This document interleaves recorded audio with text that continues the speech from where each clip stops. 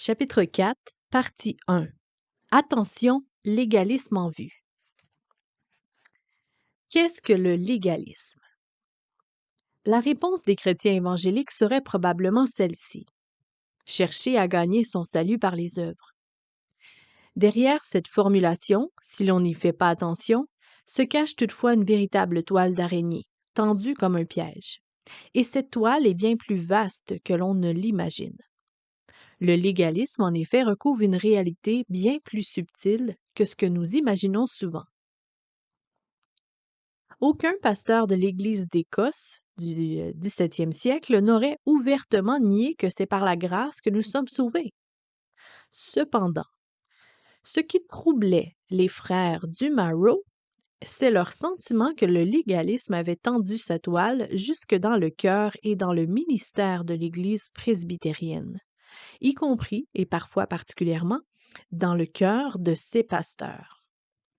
Certains d'entre eux, comme Thomas Boston, parlaient d'expériences personnelles et pouvaient témoigner de ce qu'il leur en avait coûté de sortir du légalisme. Mais il nous faut remonter plus loin en arrière pour comprendre ce qui est en jeu. La théologie biblique, l'alliance et la loi. Chaque fois que se manifeste un réveil de la théologie biblique, on assiste à une redécouverte du sens et de la portée du thème de l'alliance qui sous-tend et structure le mouvement de la rédemption qui va de Noé à la nouvelle alliance en Christ en passant par Moïse.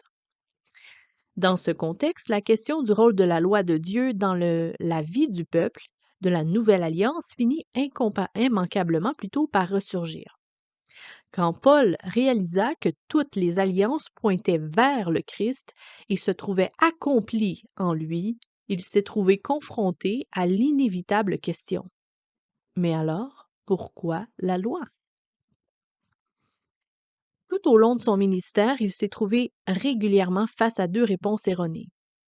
L'une conduisait au légalisme en réintroduisant la loi dans l'Évangile et l'autre conduisait à l'antinomisme, avec l'idée que l'Évangile avait définitivement aboli la loi. Le débat avait refait surface à l'époque de la Réforme et dans la période puritaine qui lui a succédé. Ainsi, dans les années 1630 à 1640, le rôle de la loi faisait furieusement débat des deux côtés de l'Atlantique, au point que leur éminence de Westminster avait prêté plus d'attention au chapitre de la loi de Dieu, entre guillemets, qu'à n'importe quel autre chapitre de leur confession de foi. Ainsi, c'est dans le contexte de rumeurs et de craintes à la fois de légalisme et d'antinomisme que le Marrow of Modern Divinity a vu le jour en 1645. Les ismes, c'est-à-dire tout ce qui finit par isme, comme le légalisme et l'antinomisme, peuvent être dangereux. Pas seulement pour ceux qui souscrivent, mais également pour ceux qui recourent à de telles étiquettes. Ces dernières plutôt deviennent vite des catégories passe-partout où ranger ses ennemis. Et pourtant, les personnes ne sont pas des catégories et les réduire à des étiquettes peut être non seulement trompeur, mais souvent résulte d'une ignorance de leur contexte. Nous devrions être particulièrement prudents dans l'usage péjoratif, c'est-à-dire l'aspect négatif, que l'on fait de ces étiquettes et les suffixes, c'est-à-dire ceux qui finissent en isme ou iste, qui conduisent à un usage plus émotif que descriptif. À l'époque de la controverse du Marrow, le terme légaliste, entre guillemets, était une manière à peine voilée de parler des puritains. On ne peut s'empêcher de penser ici à la caricature que Shakespeare fait du légalisme sous les traits de Malvolio. Étymologiquement, qui veut du mal, c'est ce que ça veut dire. Le puritain rabat-joie de la Nuit des rois. À l'inverse, dans l'Écosse du 18e siècle, ce sont les frères du Marrow qui redoutaient le légalisme, au point de se voir suspectés d'antinomisme rampant par ceux qui avaient relevé plutôt dans le Marrow of Modern Divinity, des expressions appartenant à la liste des termes jugés par essence antinomistes, et donc condamné par l'Assemblée générale de l'Église d'Écosse. Un credo aboli, mais une chaire préservée. Le credo d'Osterharder avait été condamné lors de l'Assemblée générale de 1717. Et pourtant, plus tôt dans la même journée, les frères réunis avaient largement débattu des accusations levées contre John Simpson, professeur de religion à l'Université de Glasgow.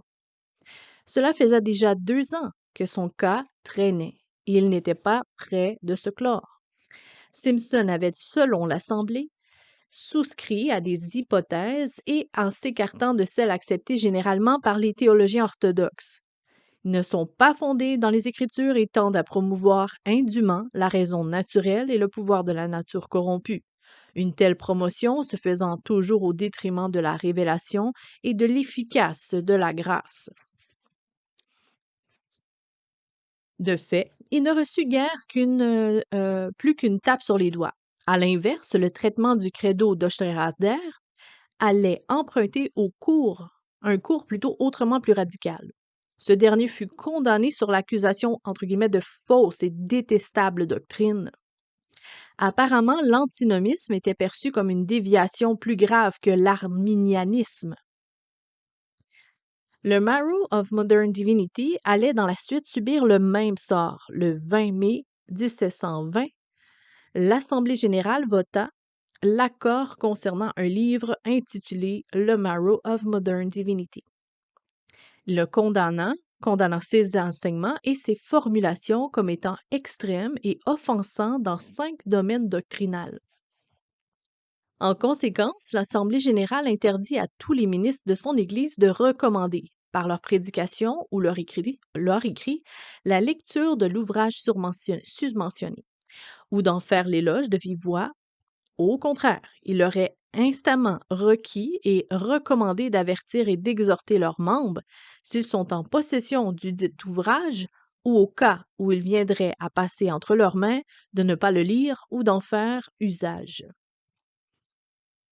À n'en pas douter, la plupart de ceux qui avaient pris part au vote n'avaient connaissance du Marrow que par ouï-dire ou pour en avoir lu quelques citations compilées dans le cadre d'une polémique, éventuellement pour avoir lu la critique qu'en a fait le Comté pour la préservation de la pureté de la doctrine de l'Église. Les citations sorties de leur contexte peuvent aisément être détournées et certaines affirmations du Marrow pouvaient facilement être retournées contre leur auteur. Il n'est pas surprenant que même ceux qui éprouvaient certaines sympathies pour le zèle des hommes du Marrow avaient été quelque peu troublés par ce qui leur était présenté comme un dangereux penchant pour l'antinomisme.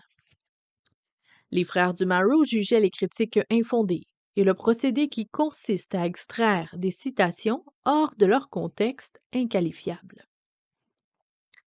Le fougueux James Hogg, qui avait eu connaissance de l'ouvrage par Thomas Boston et avait été l'artisan de sa réimpression en 1718, écrit de manière ironique que si tous les livres devaient subir le traitement tendancieux dont le Marrow a fait l'objet, la Bible même ne serait pas à l'abri d'une injustice. Ce qui troublait profondément Boston était le décalage qu'il ressentait entre le traitement superficiel et conciliant accordé aux aberrations doctrinales du professeur Simpson et la condamnation radicale dont le Marrow faisait l'objet. Ce décalage était selon lui le symptôme du profond malaise qui s'était répandu au sein de l'Église qu'il chérissait. Il ne s'agit pas de nier que certains défenseurs de positions évangéliques sentaient que le Marrow contenait des passages propres à susciter le malaise. Ce malaise agissait néanmoins comme un test de vérité. Les réactions à son égard étaient un révélateur de l'état d'esprit de nombreux prédicateurs et pasteurs. En assemblée, ils avaient montré une attitude plus conciliante à l'égard de Simpson qu'à l'égard du credo d'Osterharder, dont le contenu, bien que, selon les mots de Boston lui-même, formulé de manière maladroite, prônait la gratuité de la grâce de Dieu. L'arminianisme dont le professeur Simpson était accusé laissait la part belle à la contribution de l'homme dans l'économie du salut.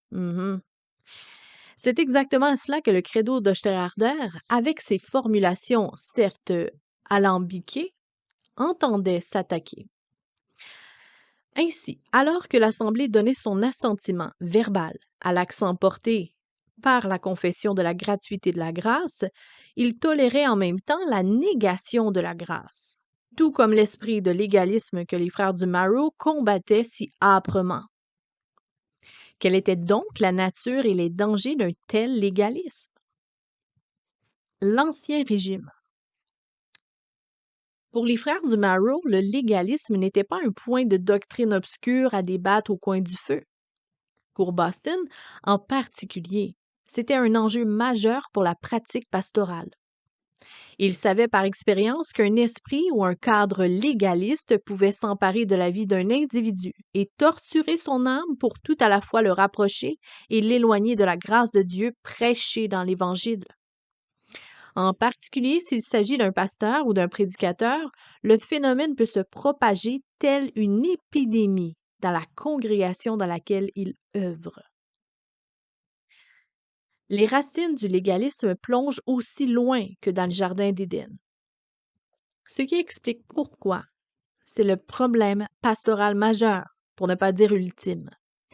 Dans notre quête pour nous libérer du légalisme, nous sommes engagés dans un combat pour défaire l'œuvre séculaire de Satan. Dans le Jardin d'Éden, le serpent parvint à convaincre Ève et Adam que Dieu était doté d'un esprit étroit et restrictif, s'approchant de la méchanceté. Après tout, murmurait le serpent, n'est-il pas vrai qu'il vous a placé dans ce jardin rempli de délices pour vous les refuser maintenant? L'insinuation était double. Elle avait pour but de faire planer une ombre sur la clarté de la parole de Dieu. Vraiment, Dieu vous a dit? Ensuite, l'attaque allait s'en prendre à l'autorité de la parole de Dieu. Vous ne mourrez pas, mais il y a plus. L'insinuation était une attaque au caractère de Dieu. La question du serpent était porteuse d'un sous-entendu encore plus profondément insidieux. Quelle sorte de Dieu vous priverait du plaisir et de la joie s'il vous aimait vraiment? Il ne vous permet rien, mais il exige que vous lui obéissiez. Après une première tentative de résistance, les oreilles d'Ève se fermèrent à la parole de Dieu. La tactique du serpent consistait à l'amener à voir et interpréter le monde à travers ses propres yeux, ce qu'elle voyait en regardant l'arbre. Ainsi, son regard s'est détourné de la substance de bien dont Dieu leur avait ordonné de profiter.